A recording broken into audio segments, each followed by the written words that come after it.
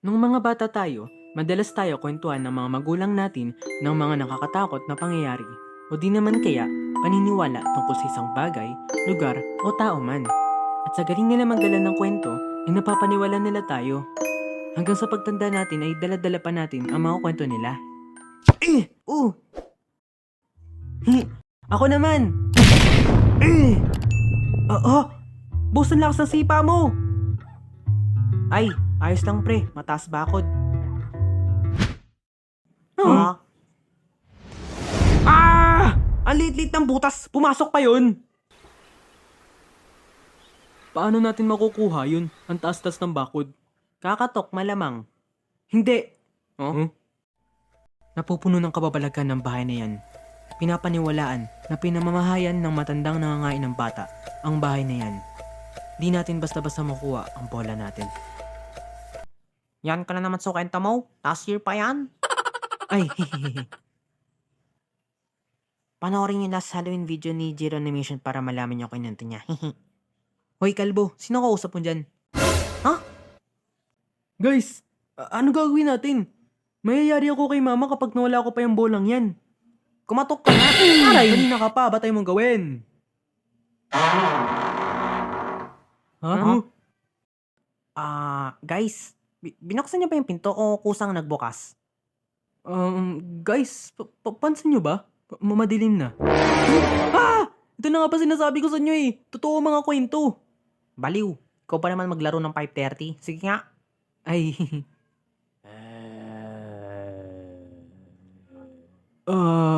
dinig nyo ba yun?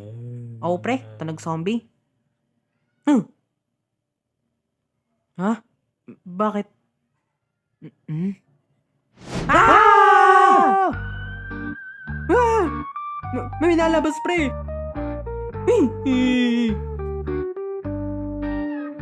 Hi mga pogi, sa inyo ba ang ball na to?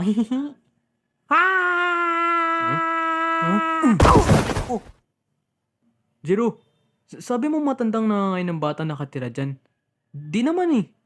tama pa din boss. Mukhang matanda eh. Hoy! Grabe kayo no.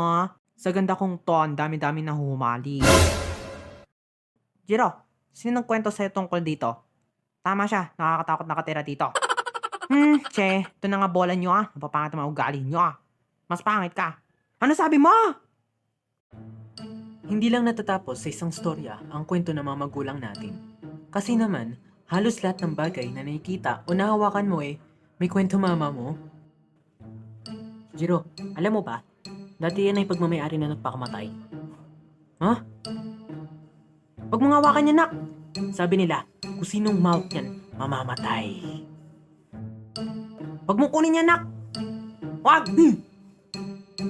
Hop! Halastik yun pre. Kahit saan ka mapadpad, susundan at susundan ka. Tapos, may chika pa mama mo sa mga bagay na nahawakan mo. Kung minsan rapper, madalas marites.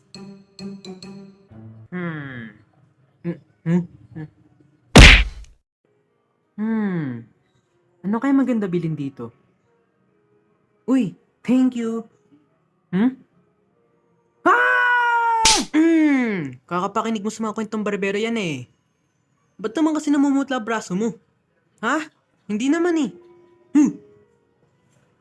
Ha? Kala mo natatakot ako sa'yo? Lagot ka sa akin. Halimaw. Ang asa mo naman pre. Yung galit. Ay sorry. Ha? Anong ginagawa ng dalawang batang to sa manikin?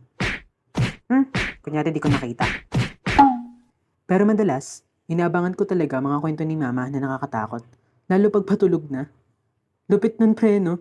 Kwento nakakatakot pang patulog mo.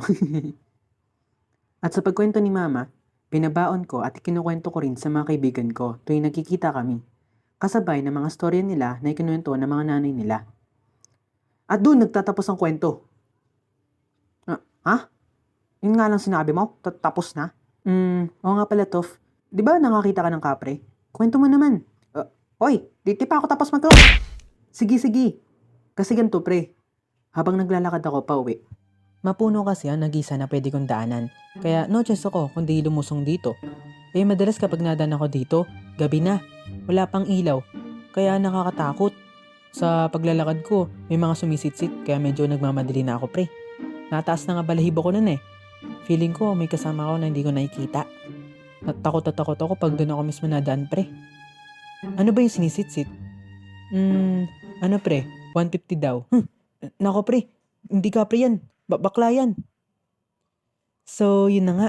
Sa pagmamadali ko, unti-unti nagdidilim paligid. Takot na takot ako nun. Tapos yun, nakauwi naman ako. Ha? Asan yung ka, pre? Wait mo lang, pre. Baka di pa tapos magkwento. Tapos na, pre. Pag binaril kita, pre, tagustuhan kang buto mo. Ano ba yung mga kwento nyo? Boring. May kwento ako sa inyo. Sige nga, kwentuhan mo nga kami. Totoong nangyari to, boss ha.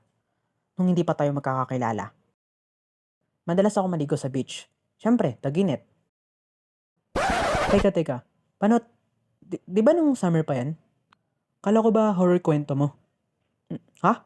Horror ba? Kala ko... Kita mong pahaliwin na tayo, kwento mo pang summer. At pagkatapos nun, namuhay sila na masaya at payapa kasama ang mga mahal niya sa buhay. O ayan, nakadalawa na akong kwento nak. Matulog na ha at papasok ka pa bukas. Opo, ma. Matulog ka na ha. Tama na cellphone mo. Opo, mama. Promise? Promise po. Good night nak. Good night din po, mama. Hay. Nakakamiss mga gantong eksena ng mga bata tayo. Tipong takot mama mo na may mangyari sa'yo. Konting disgrasya mo lang ay matatanata ng mama mo. Pero ngayon, na tumatanda na tayo, tayo na yung takot na balang araw, mawawala sa piling natin ang mga mama natin